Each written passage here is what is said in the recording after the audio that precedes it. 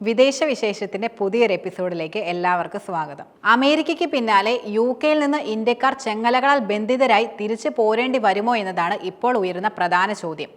American president Donald ട്രംപിനെ മാതൃകയാക്കി UK-യും അനധികൃത കുടിയേറ്റക്കാരെ കൂട്ടത്തോടെ നാടുകടത്താൻ ഒരുങ്ങുകയാണെന്നാണ് റിപ്പോർട്ടുകൾ സൂചിപ്പിക്കുന്നത്. വലതുപക്ഷ യാഥാസ്ഥിക രാഷ്ട്രീയ ആശയത്തിന്റെ വാക്താക്കളായ റിപ്പബ്ലിക്കൻ പാർട്ടി നേതാവ് ട്രംപിനെ ഇടത് സോഷ്യലിസ്റ്റ് ആശയങ്ങൾ പിന്തുടരുന്ന ലേബർ പാർട്ടി നേതാവായ ബ്രിട്ടീഷ് പ്രധാനമന്ത്രി കെയർ സ്റ്റാർമർ അനുകരിക്കുന്ന കാഴ്ചയാണ് യഥാർത്ഥത്തിൽ കുടിയേറ്റ വിരുദ്ധ നടപടിയുടെ കാര്യത്തിൽ ബ്രിട്ടനിൽ ഇപ്പോൾ കണ്ടുകൊണ്ടിരിക്കുന്നത് എന്നതിൽ യാതൊരുവിധ സംശയവുമില്ല.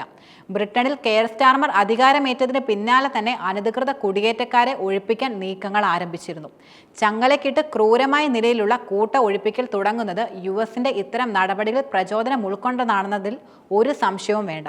ബ്രിട്ടീഷ് സർക്കാർ കൂട്ട ഒഴിപ്പിക്കൽ തുടരുക തന്നെയാണെങ്കിൽ ലക്ഷക്കണക്കിന് ഇന്ത്യക്കാരായിരിക്കും ബ്രിട്ടനിൽ നിന്നും ഇന്ത്യയിലേക്ക് എത്തുവാൻ പോകുന്നത്.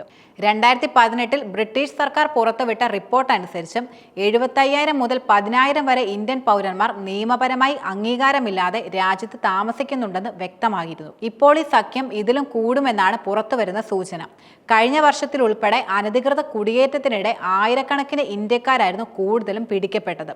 പക്ഷേ അധികൃതരുടെ കണ്ണു വെട്ടിച്ച് അതിലേറെ പേർ UK-യിലെത്തി വിവിധ സ്ഥാപനങ്ങളിൽ അനധികൃതമായി ജോലി ചെയ്യുന്നുണ്ടെന്നാണ് ബ്രിട്ടീഷ് സർക്കാരിനിടയിൽ നിലനിൽക്കുന്ന നിഗമനവും.